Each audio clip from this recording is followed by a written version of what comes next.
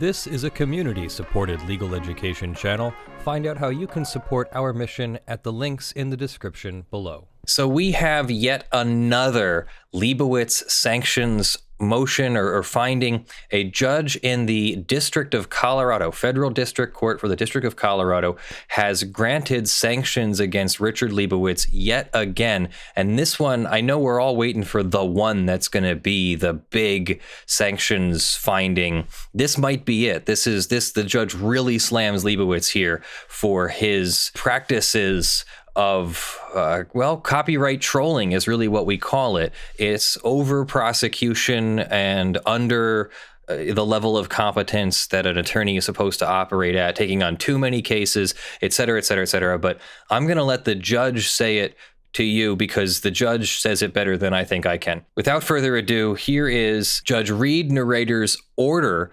denying defendant's motion to dismiss for failure to prosecute. So no dismissing for failure to prosecute, but ordering an alternative sanction. Let's see what Judge Narrator has to say. This matter is before the court on defendant's motion to dismiss for failure to prosecute filed April 24th, 2020. The motion to dismiss will be denied, but as an alternative sanction for plaintiff's counsel's demonstrated inability to comply with even basic court orders and court requests, the court will require plaintiff's counsel, Mr. Richard P. Liebowitz, to associate with a qualified Colorado federal court practitioner in order to proceed with the prosecution of this case. Plaintiff's counsel is also ordered to file a copy of this order with a cover sheet titled Notice of Attorney Sanction in any case he currently has pending in this court and any future cases that he may file in this court for the next 6 months. So he has to tell every Colorado district court judge that he files a case in,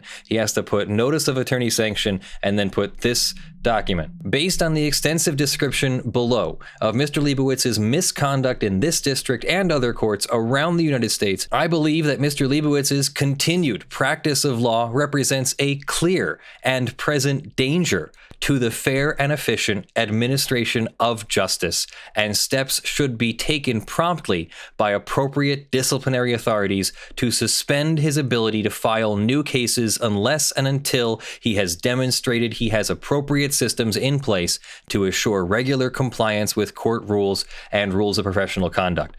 That's a direct plea to disciplinary counsel to suspend his law license for some time until he demonstrates that he has learned what he needs to learn.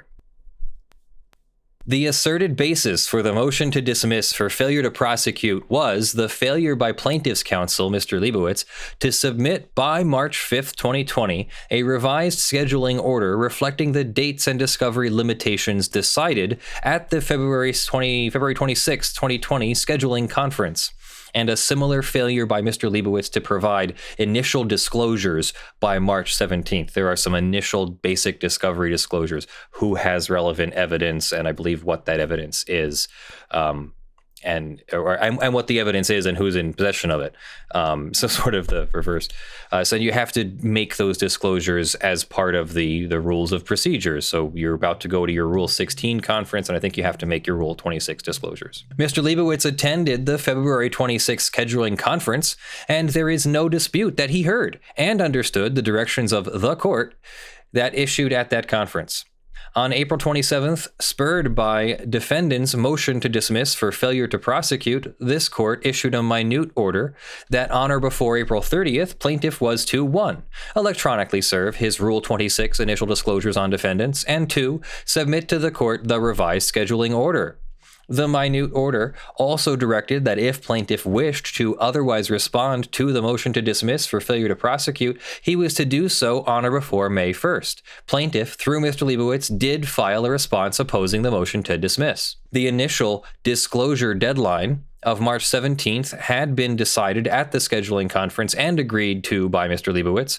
Because the initial proposed scheduling order submitted by Liebowitz was so skeletal in form, Mr. Liebowitz was directed specifically to take the laboring oar in submitting by March 5th a revised scheduling order. So in other words, he's supposed to do the work because he's the one who didn't do the work. It's supposed to reflect the dates and discovery limits determined at the hearing with the agreement of all the parties at the conference. This task is not difficult. First, Mr. Liebowitz had to take the dates and discovery limits decided at the scheduling conference and transfer them into the new proposed order ready for judicial signature. This is literally like a copy and paste into an existing order or existing form. Next, Mr. Liebowitz was instructed during this scheduling conference that his client's statement of claims and defenses and computation of damages sections were inadequate in terms of the detail provided. Once Mr. Liebowitz had made the changes to the proposed scheduling order, he was to send the revised version to newly appointed pro bono defense counsel for inclusion of defendant's statement of claims and defenses, and then Mr. Liebowitz was to submit the revised document to the court by March 5th, 2020. All this was made plain to Mr. Liebowitz as reflected in the recording of the scheduling conference. Mr. Liebowitz specifically agreed to meet the deadlines imposed, but he did not timely submit a revised proposed scheduling order as requested.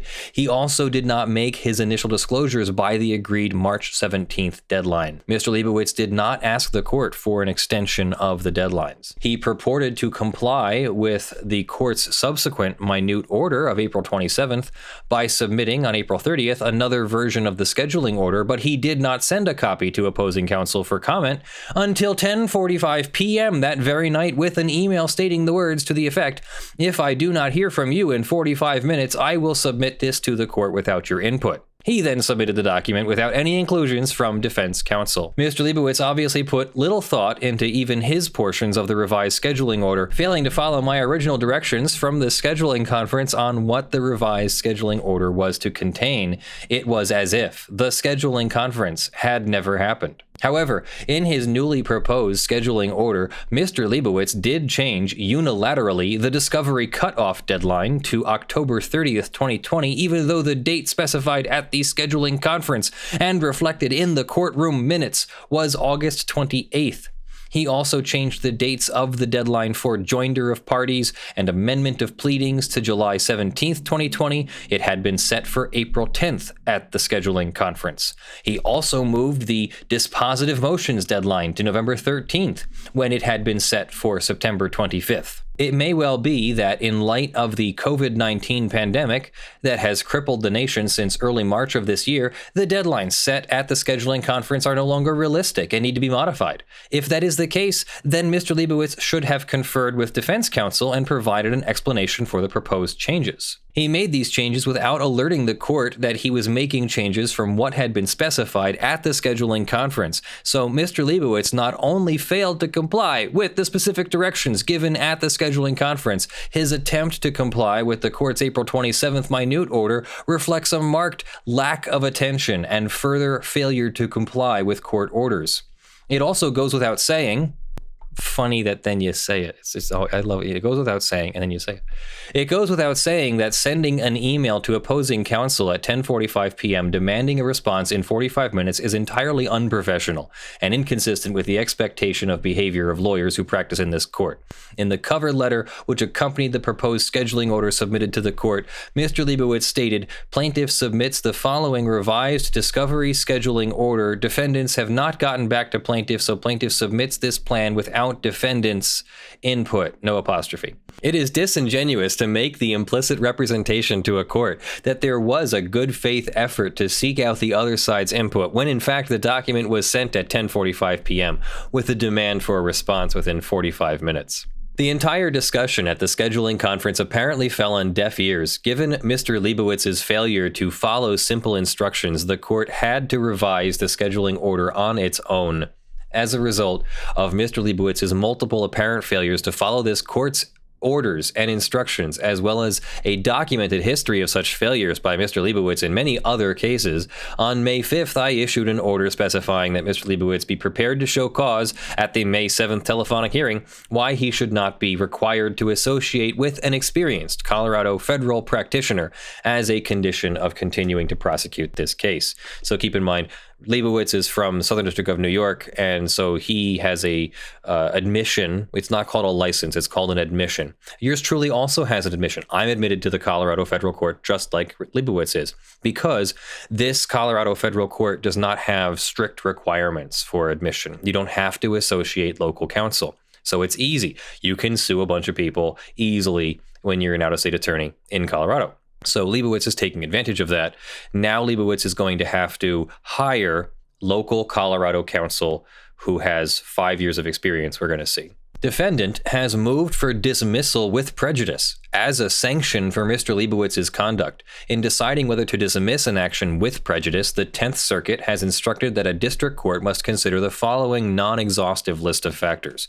1, the degree of actual prejudice to the other party. 2, the amount of interference with the judicial process. 3, the litigant's culpability, as opposed to their attorneys. Whether the court warned the party in advance that dismissal would likely be a sanction for noncompliance. And 5, the efficacy of lesser sanctions. Only when the aggravating factors outweigh the judicial system's strong predisposition to resolve cases on their merits is dismissal an appropriate sanction. Weighing these factors, I do not find that dismissal with prejudice is merited here. To date, the degree of prejudice to the defendants is relatively minimal. Plaintiff, an allegedly aggrieved photographer, copyright owner in this federal copyright case, arguably is not to blame for his lawyer's misconduct. I do not find that the aggravating factors outweigh the judicial system's strong predisposition to resolve cases on their merits. In other words, we hate tossing cases for this kind of thing as opposed to tossing cases because they deserve it on the merits. However,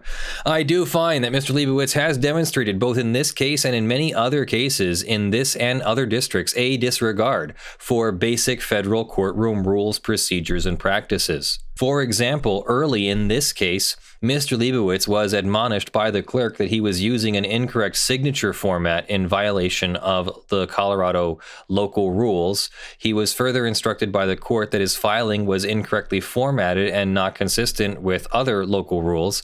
In October of 2019, Mr. Liebowitz was informed by the clerk that he had been administratively removed from the court's attorney role and barred from filing electronically for failing to pay the 2018 biennial fee. Colorado charges like $50 every 2 years or something. I think mine's coming up due at the end of this year. He also failed to comply with provisions of the electronic case filing procedures. In February of this year, in my report and recommendation denying defendant's initial motion to dismiss, I described Mr. Leibowitz's notoriety and gave a partial history of misconduct in other cases. Nevertheless, I declined at that time to recommend dismissal purely based on Mr. Leibowitz's prior misconduct in other courts, stating defendant does not allege that Mr. Liebowitz has committed discovery misconduct, ignored court orders, or done anything else sanctionable under Rule 11 in this case. If plaintiff or his counsel had done so, or if they do in the future, the rulings by other courts will very likely be relevant, but they presently are not. What happened as of February 7th, 2020, the date when I wrote those words, has now come to pass. Mr. Leibowitz's lack of attention to the rules and procedures of this court, and his complete disregard for what was decided and ordered at the scheduling conference, has interfered with the judicial process. Action must be taken to ensure that this does not recur in this case. Rather than dismissing the case with prejudice, I find the lesser sanction of requiring Mr. Liebowitz to associate with an experienced Colorado lawyer with at least 5 years of regular practice in the U.S. District Court for the District of Colorado is an appropriate sanction condition for the continued prosecution of this case. I do not impose this sanction lightly, but Mr. Leibowitz's reputation for disregard of basic courtroom procedures and rules has preceded him. He has been given the opportunity in this case to disprove that reputation. Instead, he has lived up to it. Numerous courts in other federal districts have criticized or sanctioned Mr. Liebowitz for his litigation conduct in similar copyright cases, including for failing to follow basic courtroom procedures. See Rock v. Enfant Riche de Prime, awarding $100,008 in attorney's fees and costs against plaintiff for advancing objectively unreasonable and frivolous arguments and ordering Mr. Liebowitz and his firm to pay $10,000 of the award as a sanction for bad faith litigation conduct, including failing to investigate evidentiary basis for a complaint, stonewalling discovery, misleading the court, and making meritless arguments. As a federal judge in one case said, in his relatively short career litigating in this district, Richard Liebowitz has earned the dubious distinction of being a regular target of sanctions-related motions and orders. Indeed, it is no exaggeration to say that there is a growing body of law in this district devoted to the question of whether and when to impose sanctions on Mr. Liebowitz alone. Given Mr. Leibowitz's filing of dubious claims and repeated proven misconduct, some judges of the eastern and southern districts of New York have required Mr. Liebowitz Liebowitz's clients to post cost bonds as a condition of proceeding with their cases. Just last summer, Judge Kathleen M. Tafoya of this district imposed terminating sanctions against Mr. Liebowitz's client for defiance of 2 court orders concerning the scheduling of the case, as well as Mr. Liebowitz's failure to appear at a scheduling conference. In his order overruling Mr. Liebowitz's objection to the dismissal recommendation, Chief Judge Philip A. Brimmer found Mr. Liebowitz culpable, as his failure to comply with multiple deadlines and court orders evidences not an administrative error but a pattern of disrespect for the magistrate judge's authority. Judge Brimmer noted that Mr. Liebowitz had been previously sanctioned in other districts for similar behavior, which clearly has had no deterrent effect. On October 7, 2019, an order of disbarment was entered against Mr. Liebowitz by the Northern District of California after it came to the court's attention that Mr. Liebowitz had been filing numerous cases in the Northern District without being a member of the State of California Bar and without seeking a pro hoc vice admission as was required under the court's rules.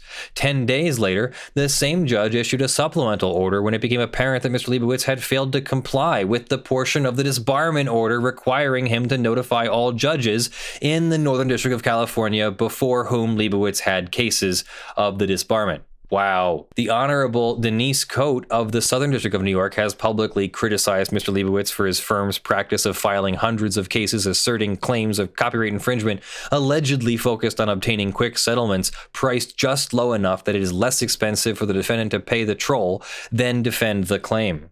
More recently, and even more seriously, Mr. Liebowitz was held in contempt of court. See Berger v. Imagina Consulting. These were the proceedings before Judge Kathy Siebel on November 13th, 2019, which we went to and I issued a report on, where the court declined to vacate the findings of contempt, making specific findings that Mr. Liebowitz willfully lied to the court and willfully failed to comply with lawful court orders. Those contempt proceedings provide insight as to why Mr. Liebowitz appears to regularly flout basic courtroom procedures and orders. In a letter to Judge Kathy Siebel dated November 11th, counsel for Mr. Liebowitz seeking to vacate the contempt citation described Mr. Liebowitz as a 31-year-old, young and inexperienced lawyer who was short on legal experience and training.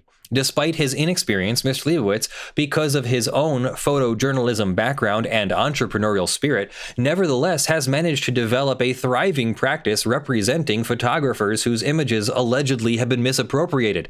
As a result, in the 5 years of Leibowitz's existence, his law practice has grown exponentially, leading to the filing of more than 2,000 federal lawsuits under the copyright statute.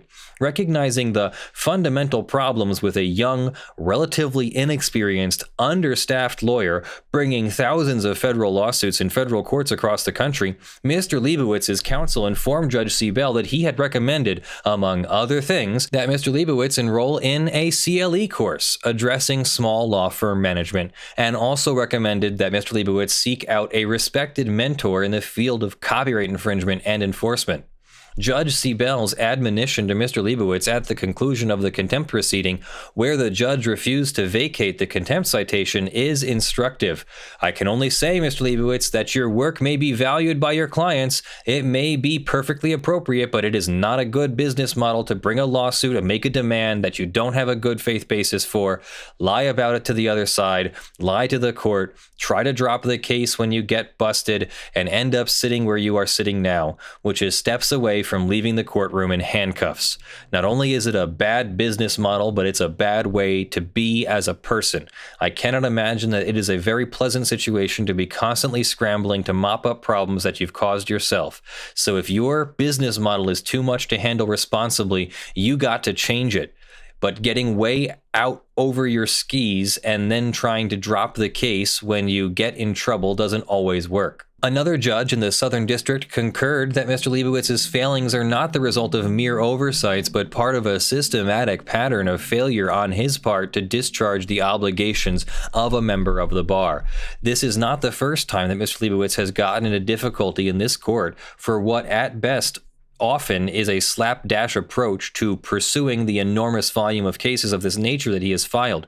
A mere oversight that happens once or twice is one thing. A pattern of discovery and related abuse is quite another, and rings of deliberate indifference to an attorney's obligation to behave in a professional, responsible, and competent manner in each and every case he handles. And if the attorney has filed a deluge of cases such that his workload is too great to discharge that obligation, the volume of cases must be reduced to a number that may be managed responsibly, or the number of responsible and competent attorneys tasked with handling it must be increased. Any suggestion that Mr. Liebowitz may have improved his ability to follow court orders and procedures since he was found in contempt in November of 2019 is belied by a recent order issued on March 24th from the Eastern District of North Carolina. I don't even think I've heard of this one. In that case, the clerk had ordered Mr. Liebowitz to cure a multitude of filing deficiencies noticed by the clerk. Mr. Liebowitz neither cured the deficiencies nor responded to the court's order. His client's complaint was then dismissed for failure to comply with the court's order. In April of this year, Judge Lorna Schofield, also in New York's Southern District, issued a $5,000 sanction against Mr. Liebowitz and his law firm for discovery misconduct in the Wisser v. Vox Media case. The misconduct cited in Wisser is indicative of a lawyer and a law firm unable to live up to basic requirements of being a federal court practitioner. Mr. Liebowitz served incomplete interrogatory responses on behalf of his client.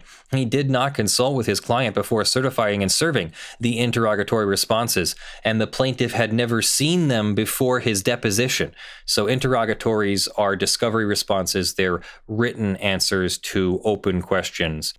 List everybody who has this, or tell us everything about this, and then you have to answer the question in your writing, typed or whatever, but you have to answer it, and then that's supposed to be the client's answer. So it's not that the lawyer interviews the client and then just writes a summary. No, the lawyer is supposed to work with the client to get the client's answers down. The client has to certify, sign a page that says these are my answers, basically. And so he's apparently not doing that. The responses omitted information that Mr. Liebowitz and his client possessed at the time they were served. Attached to the interrogatory responses was a verification to which the client's signature was attached without the client's knowledge. Mr. Liebowitz certified the interrogatory responses, and Mr. Liebowitz never asked his client to search for documents responsive to the defendant's request for production until after the deadline for production had passed. Among the excuses presented by Mr. Liebowitz in arguing against sanctions in Wisser was that it was his law firm's normal practice to attach client signatures to routine discovery-related documents without checking with the client first. Mr. Liebowitz also blamed his law firm's unprecedented volume of cases on the docket, which has produced administrative burdens. He also told the court that he does not usually serve Rule 33b-5 signature verifications unless specifically requested. The federal rules require otherwise. Just last week, Judge Nancy Rosenstengel of the Southern District of Illinois issued a blistering indictment of Mr. Leibowitz's practice of law, labeling him a legal lamprey and an example of the worst kind of lawyering, ordering Mr. Liebowitz to pay a $20,000 sanction for his misconduct. We just covered that entire case on Thursday, so we'll put a link in the bubble.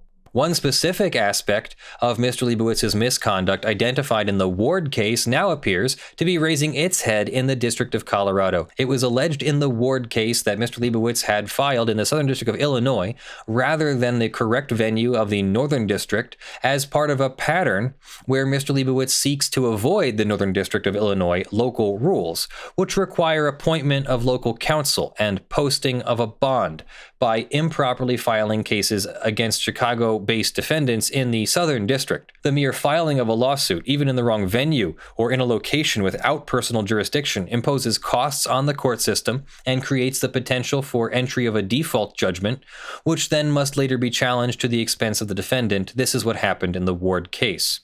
This appears to be Mr. Leibowitz's practice in the District of Colorado now, too. Membership in the bar of this court does not require a Colorado law license or association with local counsel.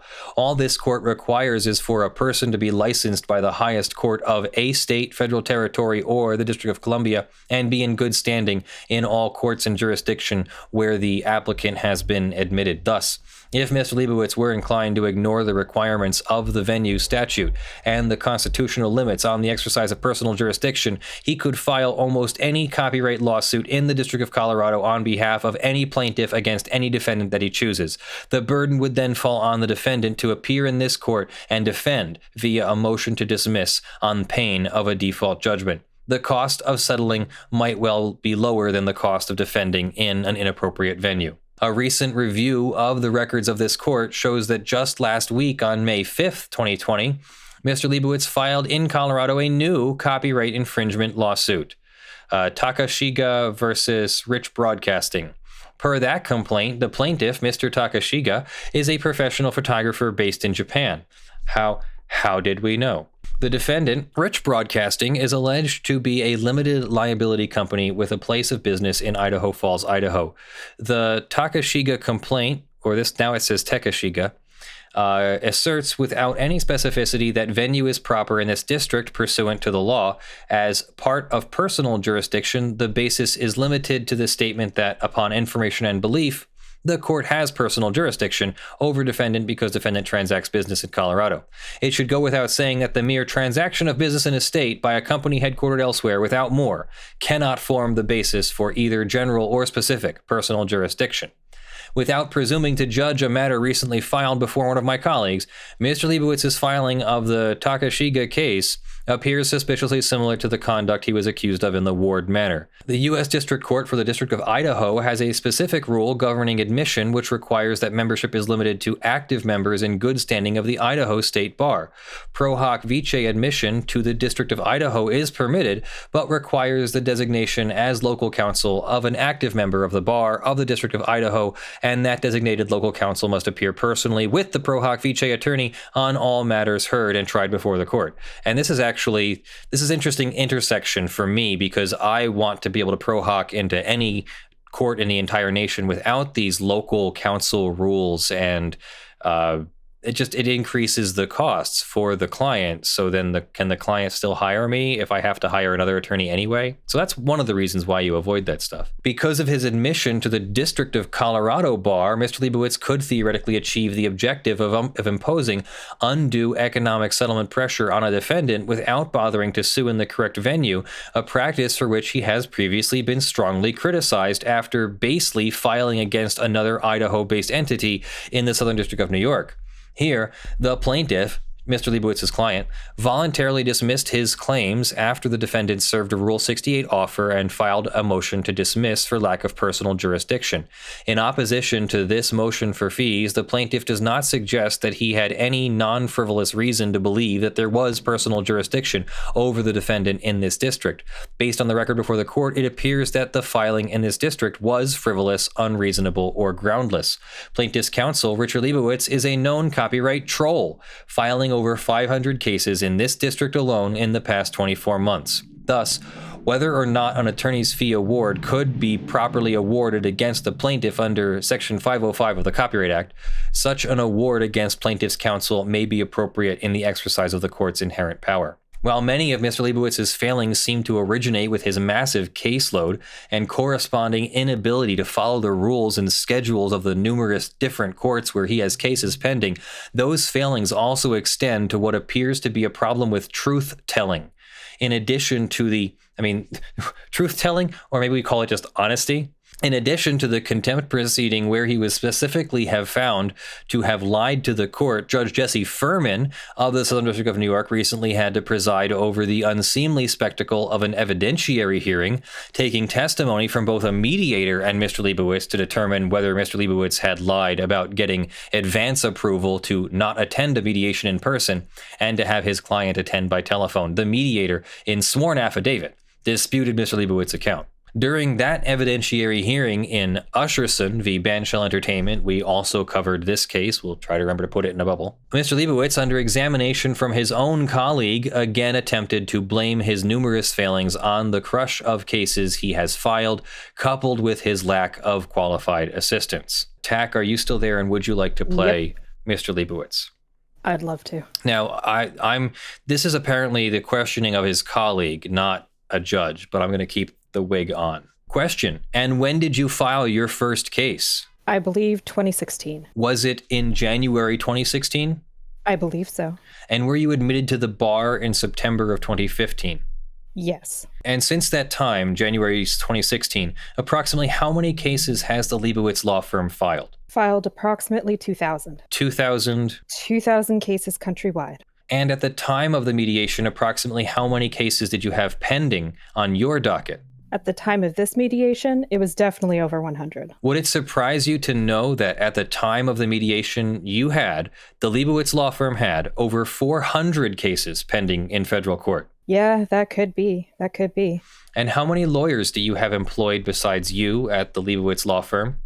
So I only have Mr. Freeman and now my sister, Miss Liebowitz, that just recently got admitted. But that's it. So essentially, would it be accurate to state that you essentially have 2 lawyers handling over 400 cases at one time? Yes. And is it your belief that that might explain why there have been administrative failures on your part as well as the firm's part? And then the court hears an objection and the judge sustains the form of the question. In other words, the question was leading. And since he's being questioned by his own attorneys, not an opposing attorney in a hostile situation, in a cross-examination situation, because he's being directly examined, you can't ask leading questions. So they're going to correct the question now. Since November 2019, have you retained outside counsel to help instruct you in the terms of any matter? Yes, I've retained a counselor to help out on business management and to help out with, situations that may arise and that could help with the practice, because there's a lot of cases, and we try our best, to try to help, the photography community. And we're doing all that we can now to fix the mistakes that we've done in the past and to make sure that things don't happen again. And I'm getting advice from an outside lawyer on how to make things better and how to clean up everything. And I know that, certain things are not best practice. And I understand that. And I understand that things need to change. I am speaking with a reputable lawyer to help out in those situations so that things like this don't happen again, and that all the T's are crossed and I's are dotted. And I want to make sure that everything is perfect with the courts and that things like this don't happen again. And just out of curiosity, when you say things like this, what are you referring to? I'm just talking about, best practices, like, getting things in writing, making sure that everything is calendared, getting a system of a calendaring system. Trying to get like a customized one with the amount of volume that we have to just make sure everything is on the calendar when things are due, when motions are due, when there's conferences, when there's mediations. I'm in the process of putting all that together so that going forward, that nothing is missed and everything is calendared, and making sure that things run smoothly going forward. Mr. Liebowitz's testimony in the Usherson matter was presented as exculpatory, but in this court's view, it was instead a damning self-indictment by a lawyer who has perfected a recipe for the regular commission of legal malpractice. On May 7th, 2020, I held a hearing on defendant's motion to dismiss for failure to prosecute and also heard Mr. Liebowitz's response to my order to show cause why he should not be required to associate with an experienced federal practitioner as a condition of continuing to prosecute the case. Because at least one court has found Mr. Liebowitz to be less than truthful in making statements to the court, I asked my courtroom deputy to swear in Mr. Liebowitz prior to answering my questions so that any answers would be made subject to penalty of perjury. Mr. Liebowitz's explanation for why he had failed to timely submit the revised scheduling order and the Rule 26 disclosures was that he had forgotten. It was a mistake, he said. I simply forgot, he said. Mr. Liebowitz acknowledged that he had not looked at the minute order issued by the court that included all the dates that had been agreed to during the scheduling conference. Mistakes happen, Mr. Liebowitz repeatedly said in his defense. It fell through the cracks. On specific inquiry by the court, Mr. Liebowitz confirmed many of the facts recited from the litany of sanction orders issued in other cases. Although he now has 15 people working for him in his firm, he only has 2 other lawyers and 1 paralegal. The paralegal purportedly keeps track of his cases. In terms of keeping track of dates on his cases, Mr. Liebowitz testifies that he does that himself. Asked how many cases he has pending in the courts across the country at this time, he could not provide the exact number, but it was safe to say it was more than 100. He has definitely more than 50 pending in the Southern District of New York alone. Research via Bloomberg Law's dockets search indicates that Mr. Liebowitz is counsel of record in more than 500 lawsuits currently pending in federal courts around the country. Holy mackerel. Asked what procedures he has in place to ensure that problems of scheduling, ignoring court deadlines, and double booking do not occur, Mr. Liebowitz said his firm is in the process of now getting software that could help out with this, so that things like this do not happen again. Apparently, the software is not yet in place, and Mr. Liebowitz says it takes time to install these procedures. Mr. Liebowitz again said that things fall through the cracks. No one is perfect. Let me say that you can basically manage an entire law firm with a spreadsheet. You just have to keep track of things. You have to put the man hours and effort into the organization. Now, I'm not a terribly organized person personally, but you bet for my law firm, all the I's are dotted, all the T's are crossed. We keep track of everything in spreadsheets and other systems. We have an email management system that helps us keep track of clients. Instead of just them coming in as emails, they come in as emails attached to a client, so that we can then look at a client file real quick from there. It's a really custom system, but it was all basically free, and we just have to pay for Google accounts is really all that we do now.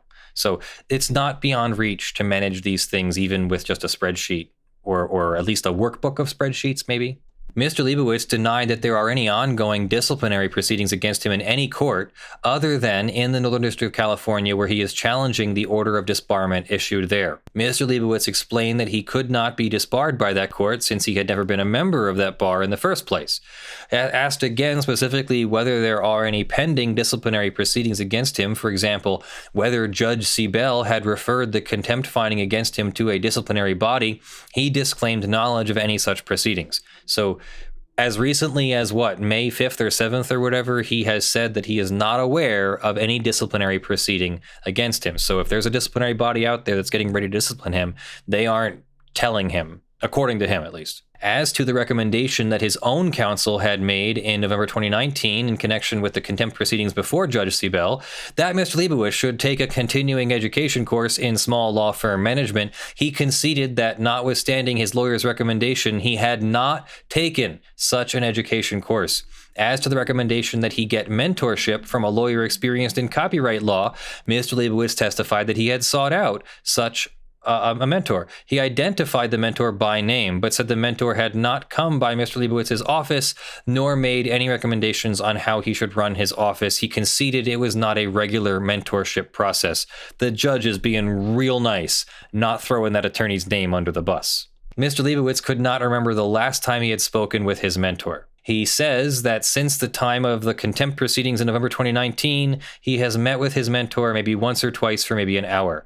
This court, of its own accord, placed a confirming phone call to the attorney mentor named by Mr. Liebowitz. The mentor did verify, without discussing the substance of his communications, that he had met with Mr. Liebowitz around the same time as the Southern District contempt proceedings for an hour or more. Any good faith effort to correct the problems identified by Judge Siebel and the other judges by whom he has been sanctioned would have involved more than a single meeting around the time of last year's contempt proceedings. Mr. Leibowitz's final plea in opposition to the imposition of sanctions was, again, that this was an honest mistake and that he is just one person, implying that the magnitude of his caseload is in part responsible for the errors.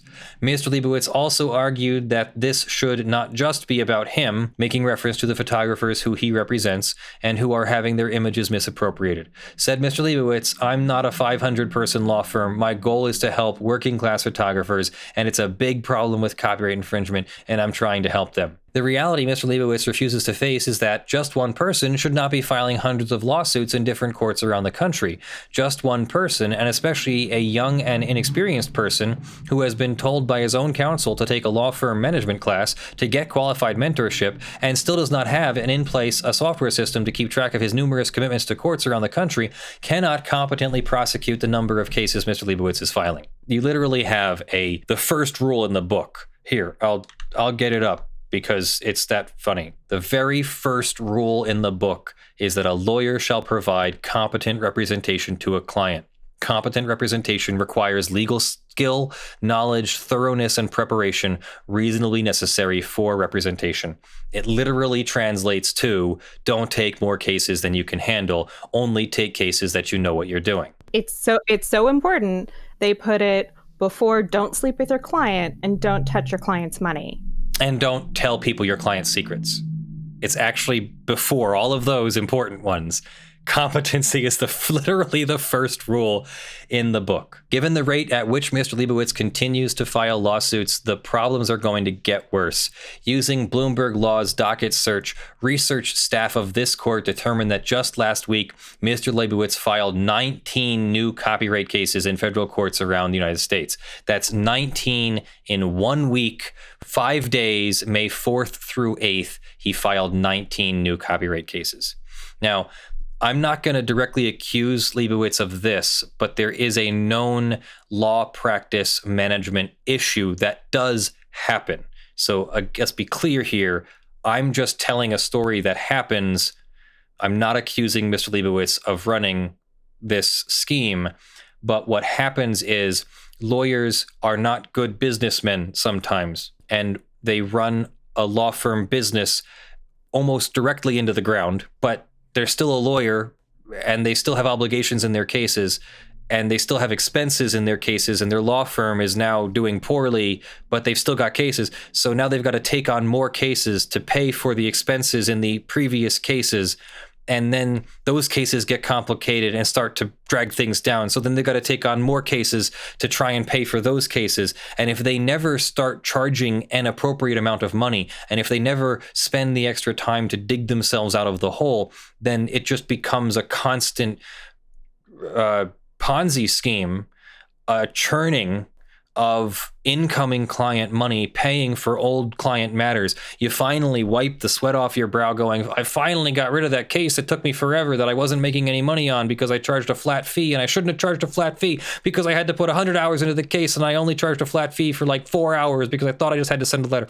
If you do it improperly, you can find yourself up against a wall or digging yourself a hole or between a rock and a hard place, and you have to dig yourself out. You have to churn yourself out. And it can turn into a Bernie Madoff style Ponzi scheme, not where you're taking money and trying to get an investment back like a real Ponzi scheme, but more so you're trying to cover the old cases with the new ones.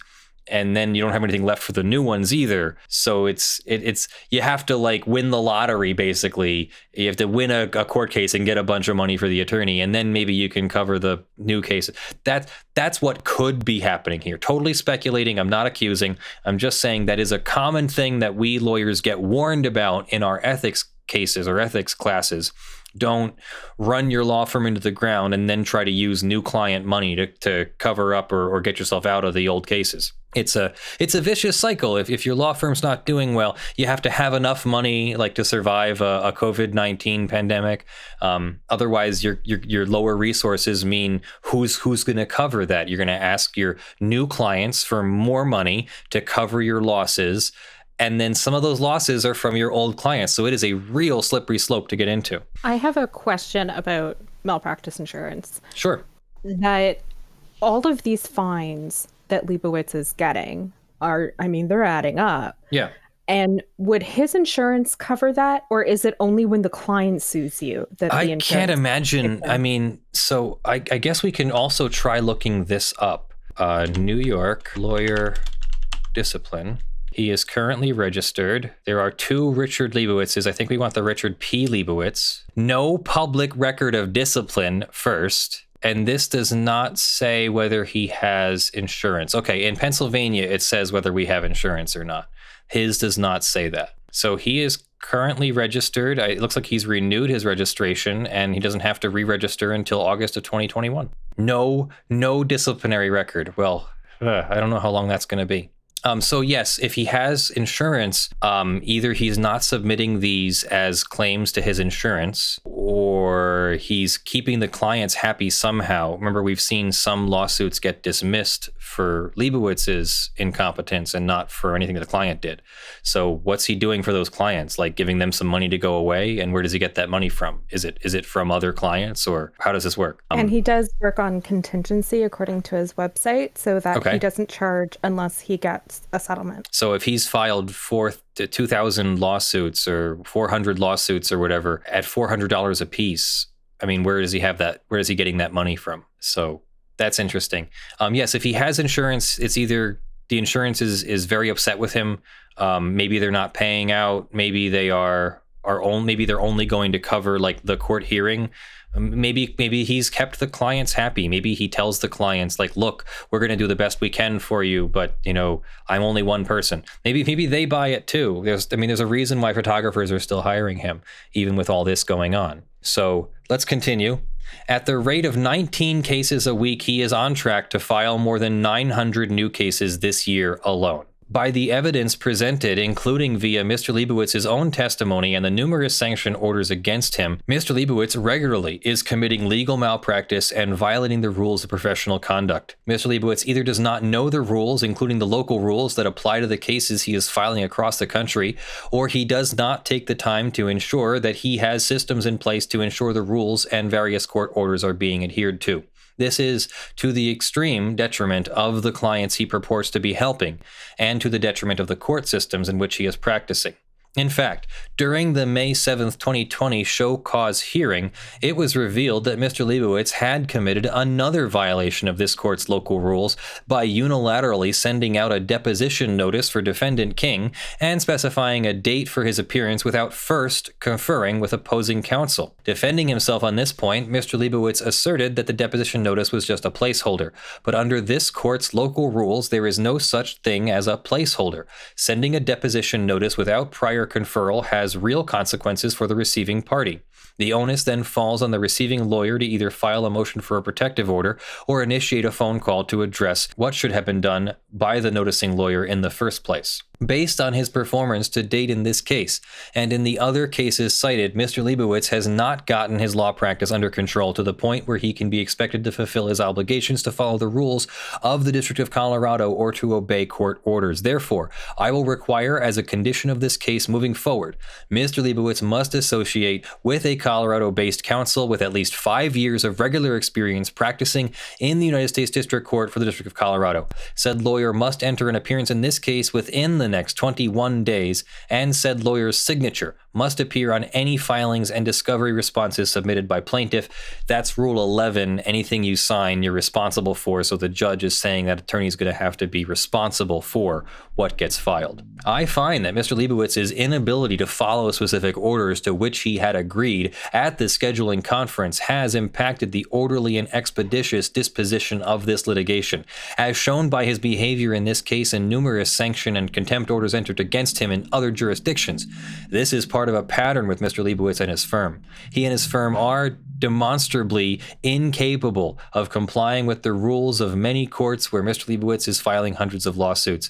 Requiring Liebowitz to associate with an experienced Colorado federal practitioner should ensure that these problems do not recur in this case, allowing the case to proceed to a determination on the merits. The requirement of association with an experienced lawyer is not dissimilar to the imposition of a practice monitor as a form of attorney discipline. This disciplinary tool is sometimes used by Colorado's attorney discipline authorities when confronted with a lawyer found to be violating the rules of professional conduct because of firm mismanagement. Of course, as noted in the many sanction orders cited above, Leibowitz's issues extend beyond mere mismanagement, including violating the duty of candor to the court and intentionally flouting legal principles and court rules.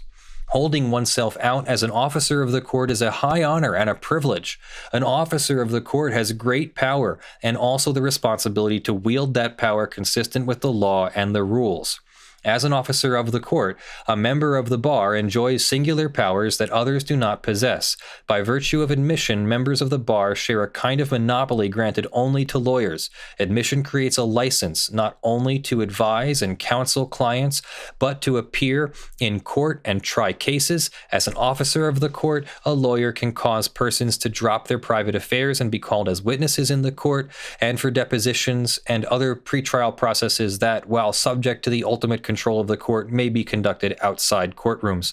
The license granted by the court requires members of the bar to conduct themselves in a manner compatible with the role of courts in the administration of that justice. I have zero confidence that, absent association with experienced Colorado co-counsel in this case, Mr. Liebowitz will follow this court's rules, procedures, and orders and be able to conduct himself in a manner compatible with the role of courts in the administration of justice. And as noted at the beginning of this order, I believe that without dramatic changes to how Mr. Liebowitz practices law, he represents a clear and present danger both to the administration of justice generally and to the interests of his own clients. Defense counsel has asked for an additional sanction of $1,000 as a deterrent to future misconduct. I decline to award an additional monetary sanction. Based on history, monetary sanctions do not seem to have any deterrent effect on Mr. Liebowitz. I presume that Mr. Liebowitz will have to compensate any attorney who agrees to associate with him in the prosecution of this case, and that will serve as a proxy for a monetary sanction. Wherefore, for the reasons stated above, it is hereby ordered that defendant's motion to dismiss for failure to prosecute, granted in part and denied in part, it is denied to the extent that it seeks dismissal, but granted in the extent that it seeks an alternative sanction to Mr. Liebowitz. It is further ordered that within 21 days, plaintiff's counsel shall associate with Colorado-based attorney with at least 5 years of experience practicing in this court. Said co-counsel shall enter their appearance in this case and going forward shall sign any document submitted or served by plaintiff in this case. Failure of an experienced Colorado-based practitioner to enter an appearance in this case consistent with this order will result in a recommendation that the case be dismissed. Within 14 days of this order, Mr. Liebowitz is to file a copy of this order in all other cases he currently has pending in the District of Colorado and in all future cases filed in this district for the next 6 months. The filing should include a cover sheet titled Notice of Attorney Sanction. Mr. Liebowitz has filed dozens of cases in the District of Colorado over the past few years, and a recent search indicates that he may have as many as 15 cases currently pending here.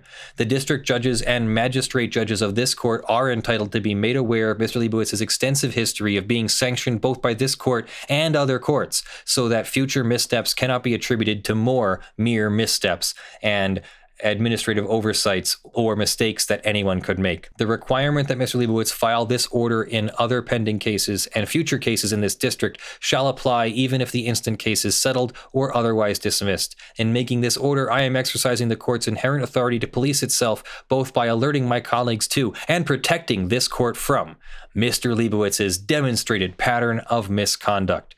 Dated May 11th, 2020, N. Reed Nariter, United States Magistrate Judge. So what do you think of that? Do you think Mr. Liebowitz finally has like the last nail in the coffin, or is this just another nail in a series of future nails that we need before something happens to his ability to practice law? When a judge describes you as a clear and present danger to the interests of your client, that's basically the judge saying you shouldn't be a lawyer. Yeah. We talk about the duty that lawyers have to the clients, that you need to put your clients first, not your own pocketbook, not your own interests. You need to put your client's interests first. Yeah. And if he keeps on taking clients that he doesn't have the resources to properly represent, he's putting himself first. He's screwing them over, and that goes against those duties and responsibilities. So yeah, you don't ever want anybody to write that about you, especially when you're a lawyer who's an officer of the court and it's the judge, your supervisor, your superior officer is writing to you telling you you are a clear and present danger. You don't ever want that. And you never want a judge to say that, monetary sanctions are ineffective at getting you to behave, that he's been sanctioned monetarily so much that the court now doesn't think that there's any use in sanctioning you again. The court is beginning to give up. I think the judge was actually a little exasperated that there wasn't disciplinary action against Liebowitz yet. I can't imagine it's not happening. It's just maybe they don't tell him yet. I don't know. That's so weird. Maybe there's just too many cases to go through that the number of cases that are getting added on to the bar complaint is just too fast for the people doing the investigation. I mean, at some point they need to say, okay, we went through, 30 cases in which he was sanctioned, and we're going to ignore any cases after this date. Because at some point we just gotta make a recommendation for what to do. Yeah, shoot the engineer and start production. All right, so let us know what you think of Liebowitz, again, getting sanctioned. This time he needs a local council attorney to sign all the papers and be responsible for the things that Liebowitz doesn't seem to want to be responsible for. I see this as yet another last nail in the coffin. It should be the last nail, but then maybe there won't be sanctions yet, like disciplinary action from the state of New York. Let us know what you think in the comments below. So that is our show. Thank you for joining me. I'm Leonard French, your favorite copyright attorney, and this is Lawful Masses, your favorite legal news and education channel here on YouTube. Thank you very much to our supporters. This is a community-supported channel, and we would not exist without your monthly financial support on patreon.com/ljfrench and sponsors.com/law. Thank you very much to our $50 plus supporters in the month of May. This is a really long list. I love it. Joe Tyson, Wes Delj, Nicely Done Defense, Video Remonetized, John Steele, Gavin Barnard, Eevi, Kyle Mudrak, Spirit Bear, Jan Negrey, Michael Pearce, Daniel Perez, Blackleaf, Benjamin Hitov, Stephen, Ottah, Cute Grills in Your Area, Longreach Jones, Zachary Chaney, Mullen PC, Ugly Grill, Shielo T, Josh Baker, Gregory, and Rudolph Bescherer Jr. And thank you to the $5 plus supporters scrolling on the LED matrix beside me. I'll see you in the videos that drop. Bye.